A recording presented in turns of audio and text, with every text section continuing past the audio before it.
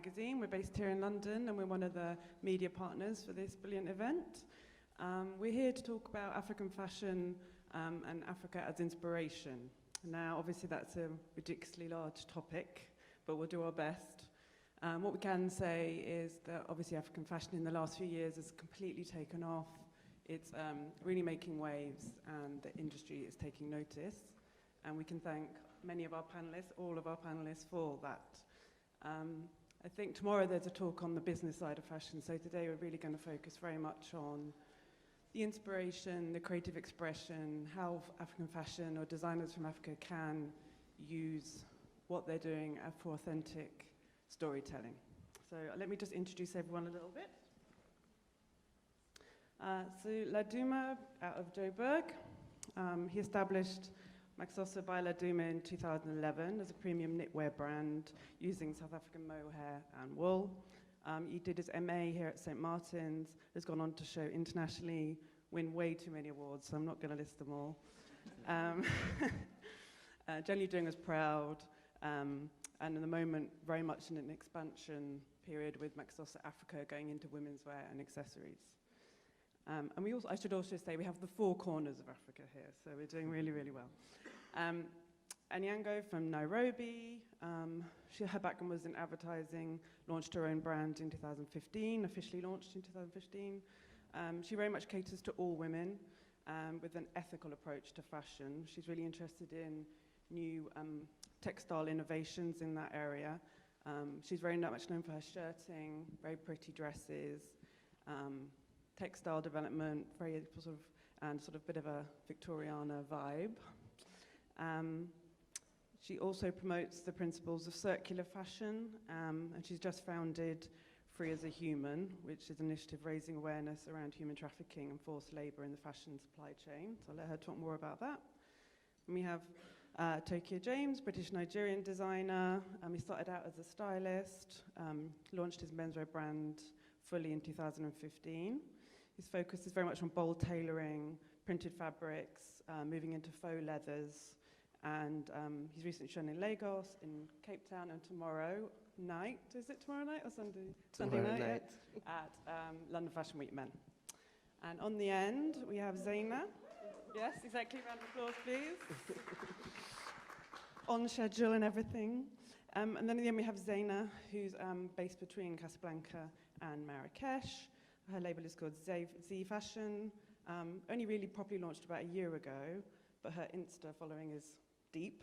And she has got kind of a modern, casual approach to her designs. So it'd be great if we just kick off with each of you speaking a little bit about your own creative visions and your own Africa as inspiration. Over to you. My vision started actually when I was in university doing my last year. I did a BA study at the Nelson Mandela University in Port Elizabeth, in my hometown. So basically, what I was researching about was us as Xhosa people. We as Xhosa people, all boys have to go through manhood circumcision. And before we join into that ritual, we have to give away all our belongings. And part of what our parents purchase us after the ritual is knitwear. And I just happened to grow up making knitwear, which I learned from my late mother. And although we were practicing this ritual as Xhosa people, which is a nation of about 12 million people in South Africa, Nelson Mandela, who's a descendant of that culture as well, one of the things that I picked up when I went through that ritual was that our clothes didn't really resemble our tradition. So when I was doing my thesis, I came up with an idea that I want to use an aesthetic which is recognizable as Xhosa people. And beadwork was a form of reference that I used to make bold and distinctive patterns. But I wanted a modern approach. That is how I conceptually started MaXhosa. But I also realized that I could unlock a lot of design opportunities within that space, because the Xhosa nation is subdivided into clans of about 200. sub-plans. So I made sure that I exploit those design opportunities and have moved to women's wear, to iPhone cases, to pillows, to rugs, to scarves, beanies, and a huge array of products. And I believe that that can go into architecture, and I've seen that design direction influencing other parameters within the design sphere, which I'm not even involved in. Thank you. Hi, everyone.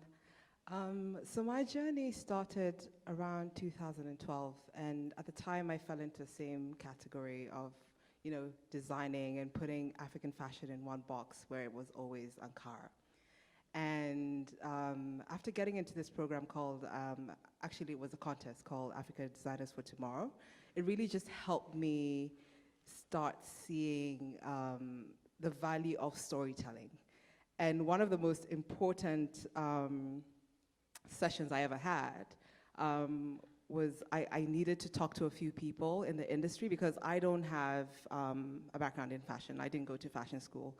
So this is a passion of mine, and I needed to seek out people who are also working in the industry just to understand how to take my brand from one stage to another and have an authentic story. Because I come from a communications background, storytelling within fashion was an important thing for me to do.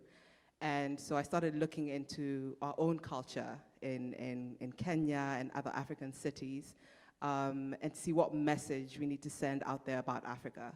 Because African print doesn't necessarily have to be the batik that we see.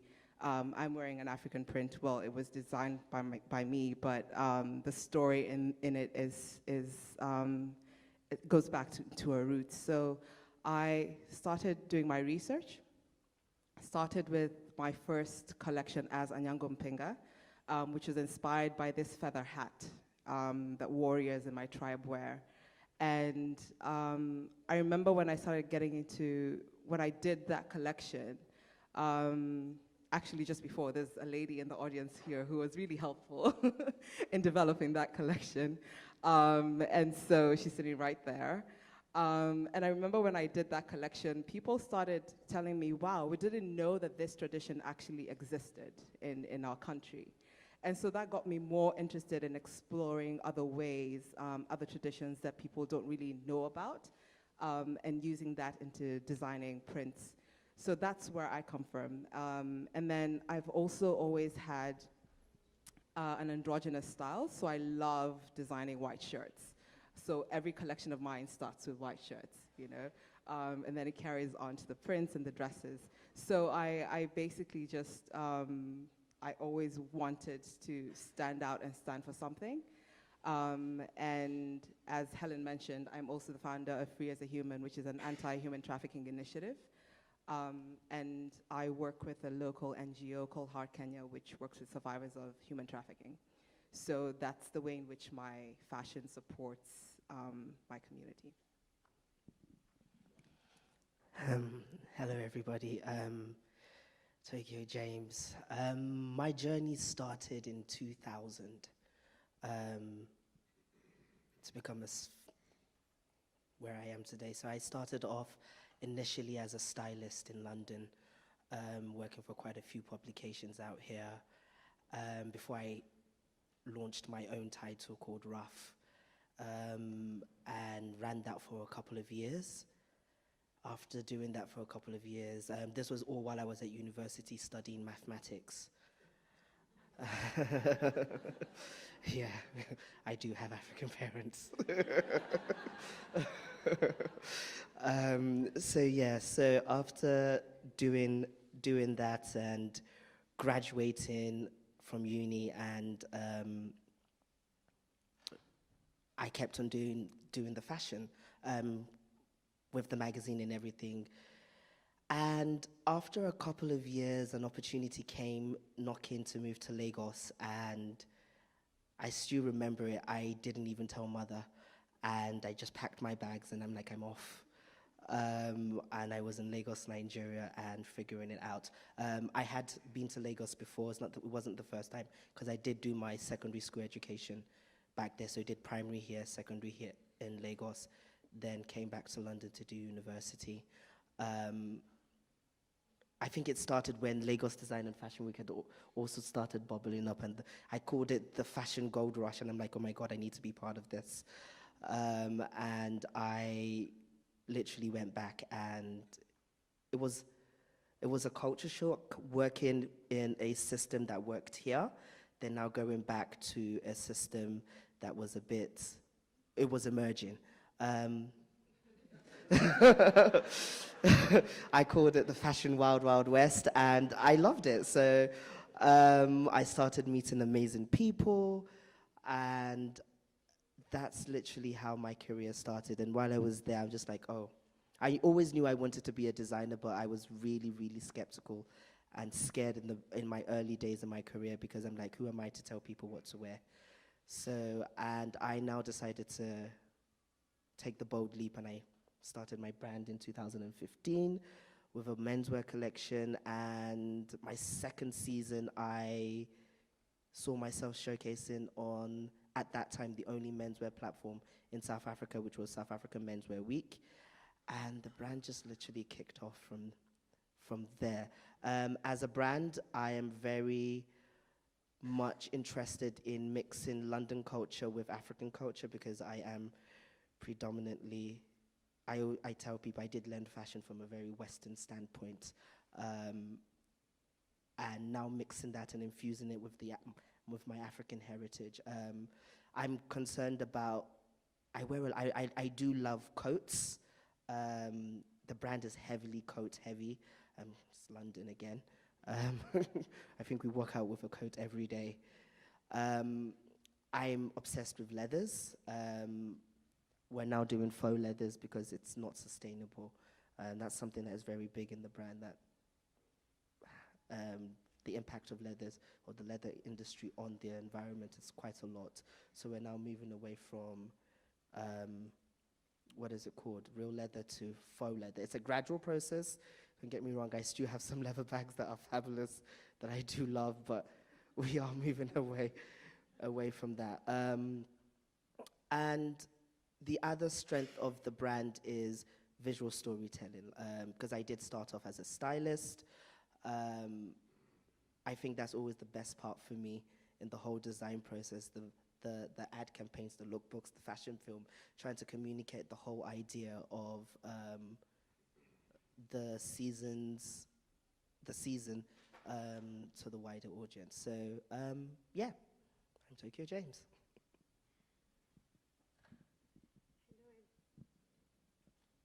Hello everyone. I'm Zay. Actually, my story is more similar of Tokyo's story. I was a financial advisor. I studied management and economics and finance. I was an advisor in finance, corporate finance. But since I was a kid, actually, I grew up in an environment of people who works in textile, especially in denim. So we used to export denim and jean for European brands.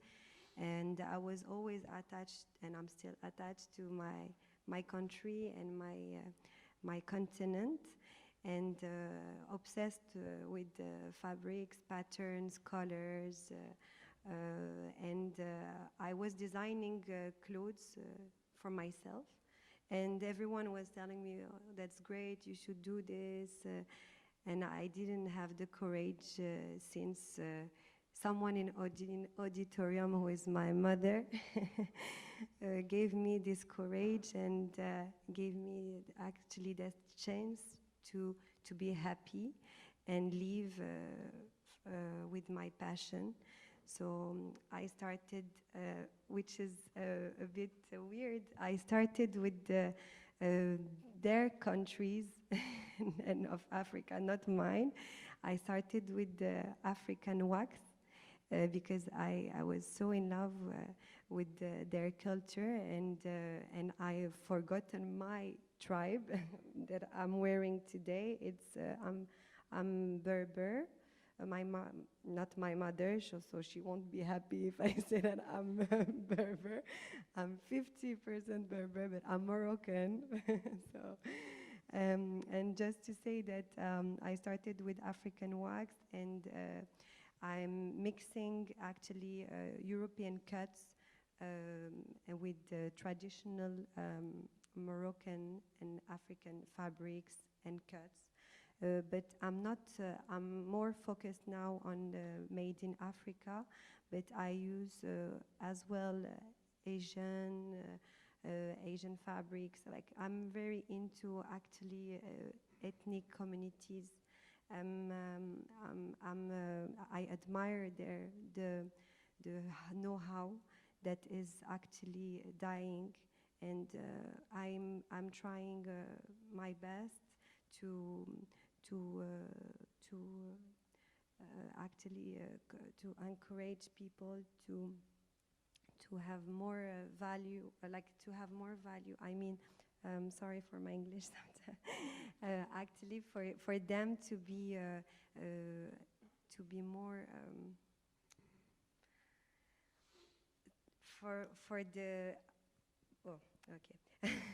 For example, I'm trying to work with cooperatives and people from villages for them actually to transmit this heritage, because I don't want this heritage to disappear, and I think it's a good idea to mix modern things, because the mentality is still on international brands and not really local. So this is why I was inspired, and what led me to this today. Thank you very much.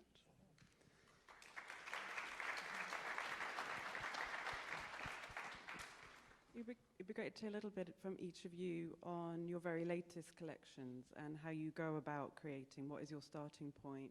Where do you find that first inspiration, and through to the end result, and how important it is for you personally to speak to your heritage or where you're based. I know for you it's very part of your DNA, but maybe for Tokyo it's not as obvious when you look at the catwalk. So it'd be really interesting, I think, for everyone to hear more about the actual process, and for you, how you weave in the Africa. Yeah, in my case, it has become a little bit more challenging, which is I like, to develop new collections. Initially, what I purely started with was traditional Xhosa beadwork, which I find in museums. So when I established my thesis project, I went to the Nelson Mandela Museum, and I found astonishing beadwork, which some of them date back as the 1800s. Some of them were from the 1900s. So that was my beginning point. But from there, I wanted to make sure that I don't copy and paste. I wanted to take those patterns and modify them and give them my own twists, and come up with a DNA that I'm able to register as copyright material. I was able to achieve that about 7 years ago, and that is what I've been working on. So every year I come up with a new collection that has a new theme, and of course I have to evolve as a brand and not stay in one level. So over the years, we've been looking at how people were responding to our products, and how people were wearing them. So the feeling that we got for the past 2 years is that a lot of South Africans, when they travel outside South Africa, when they want to get noticed or be outstanding, we are one of the products that they choose to take with them. And a lot of our clients, which are out in the States and here in the UK, even go as far as taking a risk and buying online and proudly wear our products. So over the years, we've realized that we're no longer representing the Xhosa people. We're no longer representing South Africa. We're representing Africa globally. And what we wanted to represent as a brand is that we are proudly Africa, but Xhosa in our heritage. Although Xhosa people are 1% of the Africa's continent, we proudly represent other cultures as well. If you noticed on our branding, we've added Africa because we want to be that brand that people will reference, but of course with a rich heritage behind it. So Africa is, of course, a huge continent. When I design, I try to touch on set other cultures that I resonate with and that I feel like there is a common interest that we shared with other cultures within the continent, like the Zulu people and the Maasai beadwork. Some of the references that I take from these days, but twist it up and make something that's modern. Thanks.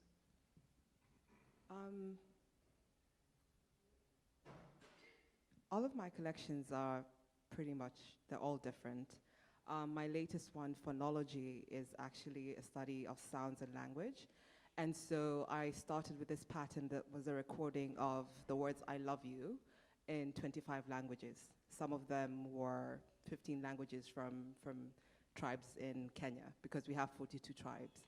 And the whole thing about this was inspired by my initiative, Fear is a Human, because it's going back to the social message of human trafficking and how prevalent it is in our society, especially in Kenya, and Nairobi being one of the leading transit points of trafficking within sub-Saharan Africa, for me served as a theme that I felt it was important that I needed to carry the message into my work. And so I did this print of recordings of the sound waves, and then I did another one, which is a newspaper print, which now has the words love, freedom, emancipation, and humanity written on it. And it serves as a good conversation starter, because I want people to look at my work and come to me and say, hey, I really love that print, what inspired it? So I tend to do that with all of my work. My previous collection was inspired again by architecture from Lamu. Lamu is one of the slave ports in East Africa. And so it touched on the poetry of one of the first recorded female writers in East Africa, who basically wrote a poem about the coming of age of women. And so it was important for me to highlight that in my work and to also use that as inspiration for my prints. And I've done other prints inspired by scarification, which again touches on transitions from, a woman going from one stage of her life into another. And basically each mark will represent something different. So I tend to go into what themes I'm passionate about in the moment. And I use that to tell a story through the prints. And then, of course, when it comes to aesthetics, I always start with a white shirt and then continue there. So yeah, it's pretty much what I do, and it's consistent. And I think I have prints which I haven't explored too much, so I'll probably bring them back into my collections.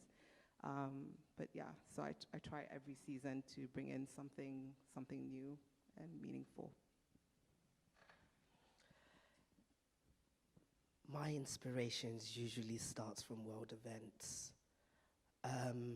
My last season's collection was entitled Brave, and it was a homage to entrepreneurs all around the globe. To start a business in this day and age is bloody well difficult. Before you now think about even starting a business in a place like Africa or even Nigeria, to be precise. You need to have a lot of wits, a lot of guts about you to navigate the nuances in that part of the world and figure it out, because there is no roadmap to making things actually happen, especially in Nigeria. So the collection was literally a homage to entrepreneurs around the world. As I said earlier, that it's about world events. I remember a collection where Donald Trump just got into power and Brexit was happening. I was thinking, okay, like, is there some air that people are breathing that I'm not breathing? Because this is not about to happen. And it was that collection was a very resistance collection, and it was very militarized, yeah, sorry, that's the word, yeah. It was blacks and leathers, and everything was pretty much dark in the collection, and like, it was about people standing up and freedom. We take our freedom for granted, but in order to keep our freedom, we really need to fight for that freedom. Like, freedom is actually, it's a precious commodity, and we all need to do our part to hold on to our freedom. And I also get inspiration from, when I'm also designing, I also design for a global audience. I don't like to get boxed that, okay, this is just Africa and we're designing for Africa. I like to design clothes that if you're in Morocco, you're in Japan, London, New York, anywhere in the world, you're able to actually wear it, that it's just an African that's designing clothes. I think clothes are one of those that speak to a person's identity but have no loyalty to human beings. When I say that is why I say heavy, that is not just confined to the African continent, especially thinking of the designs and the process of, okay, how can I get a guy from Southwest London to put this on?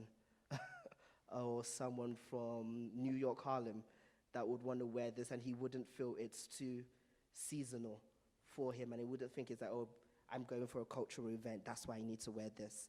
So that was a really special project. So I like to design, my inspiration comes from all over, and I like to design for a very global audience. I like to put hints of Africa in it. In maybe the inspiration. I think there's a collection I did, and I put all bugs. I put lizards and spiders and ants and everything, because I haven't met there's no other part in the world where we have a close relationship with nature so much like that. I think I even put chickens, because, yeah, I can be on a major highway and there's a bloody chicken crossing the road, and you're navigating not to knock the chicken down, and you wake up in the morning and on your wall there's a wall gecko and it's eating an ant, and you're just like, well, I'm not going to go kill you or chase you out. But so those type of inspirations we get, and I think in Africa we're so used to it because it's part of our existence, and I bring those influences into that. And I also try to do it with styling. I think there's one collection after the Resistance collection where I put, that was literally about slavery. I did get a little bit of a backlash from it, but it had to be talked about because it's such a huge part of our identity and our story and what happened on the continent. But I had chains and shackles and all of that, but in a more fashionable way. I think more fashionable. It wasn't so gruesome as it was back then, but it was more stylish. So yeah, I do like to design for a global audience. So that's me. My inspiration always comes from the different ethnic communities, as I already said. So I really like to promote ethnic communities, and especially in Africa. And I really want, through my work, to show people that we have a real African identity, first of all, and to talk to, as you said, to a global audience. It's not just because there are African designs or prints that it's only for African people, not at all. I think that behind my collections there is a real feeling of freedom peace, and some values that were being taught to me, as wearing colors, printed things, means you have such a strong personality to be non-sober, different. Not gonna say against the system, but I mean, you have your own style. Having your own style is very, very important for me. Wearing clothes is not just linked to, oh, this thing is nice, or it's beautiful, or I like it. No, it's not about only aesthetics. It's about a way of life, a way of thinking.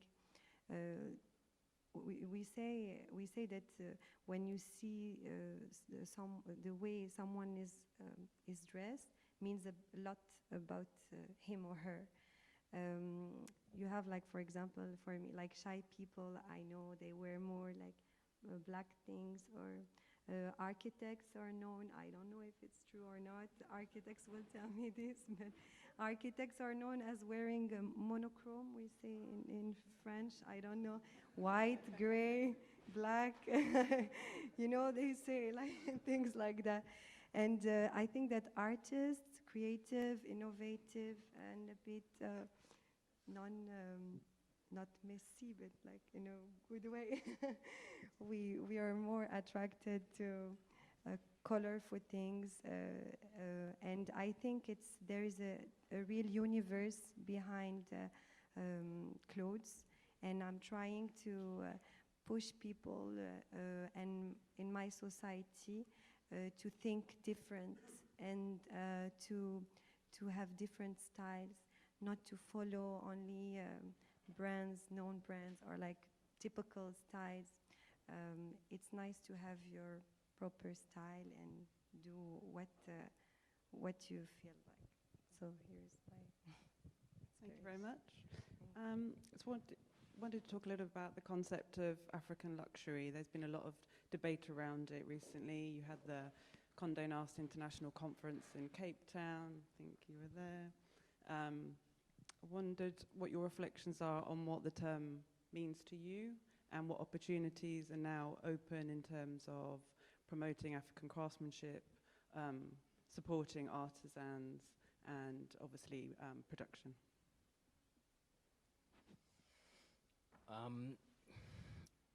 In my opinion, I think African luxury is something that we should define as African, especially when it comes to the value add. I think any brand can be an African brand. Like someone can move from Canada and move to South Africa and basically establish an African luxury brand. But what they do out there, you know, like the various value adds that they implement in their brand makes it a legit African brand.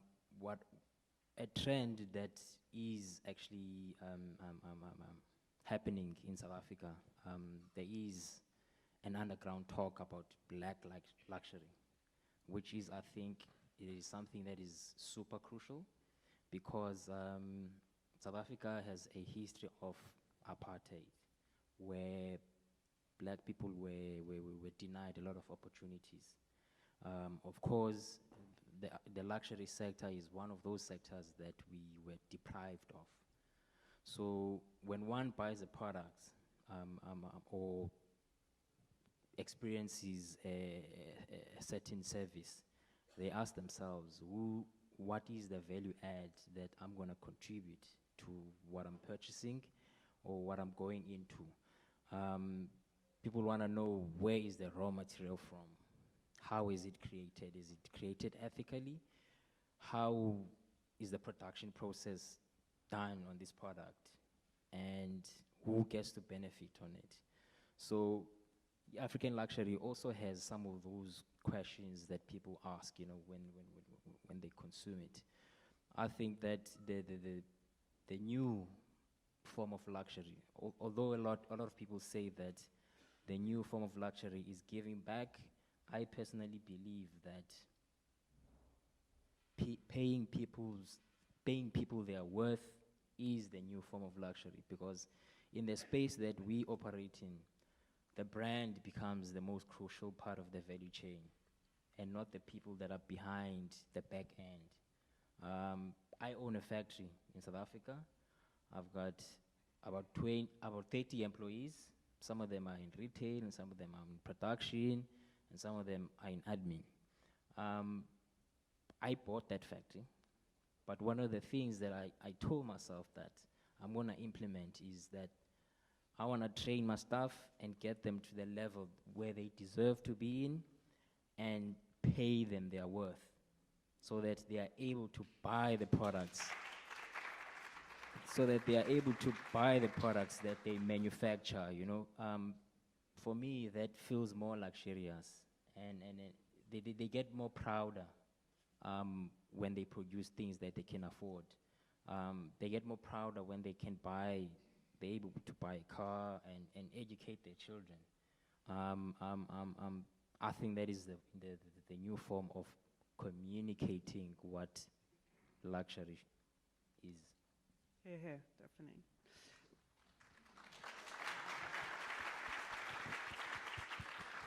I'm being told we're almost out of time, but if anyone has anything very short to add to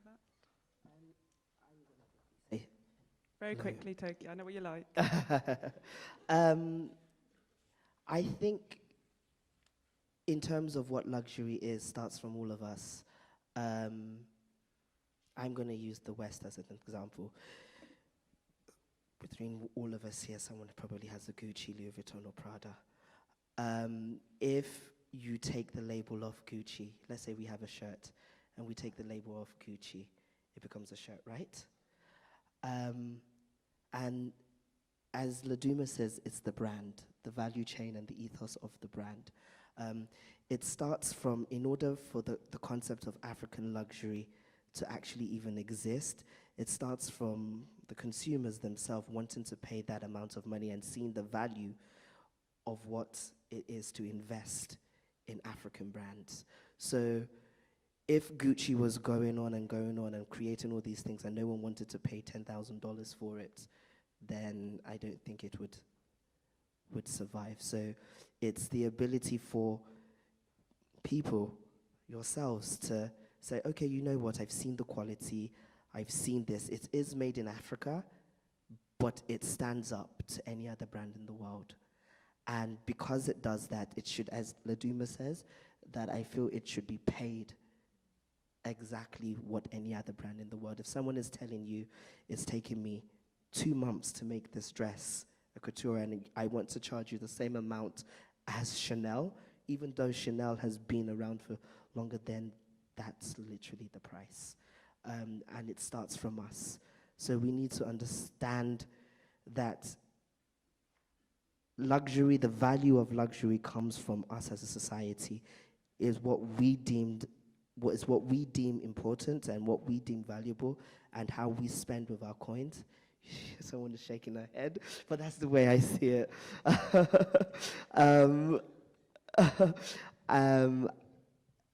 And I feel that with that, especially when the time and energy has been given to create a product, then yeah, that for me, that's what luxury is. But yeah.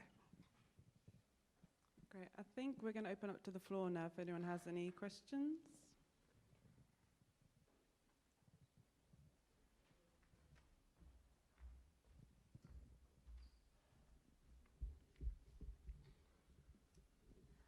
Good morning.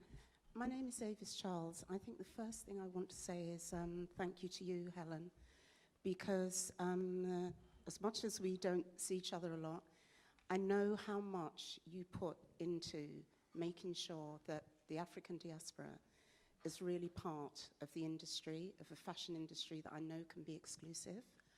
In regards to Laduma, I've followed your brand from day one. And working closely with the Mandela family, I think it would be a great collaboration, as you are all Xhosa. Anyango, obviously, is going to be my absolute favorite.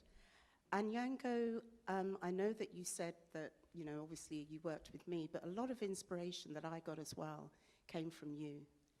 I feel that when I went to Kenya, but also working with you as an individual, it's the passion that all of you have. With Tokyo, I think what he does is absolutely amazing. And I think to be able to go from maths to fashion is pretty good, and I should think it's pretty useful as well. And to our sister from Morocco, you come from an amazing group of people, the Berber. Thank you. I've spent time in Morocco with people of the Berber tribe, and you have a lot to draw on. But on the whole, I just really want to say thank you to all of you. I just feel so proud, because for somebody that has been in this industry for 48 years, to see all of you on this stage, and Helen, you getting this together, thank you. Congratulations.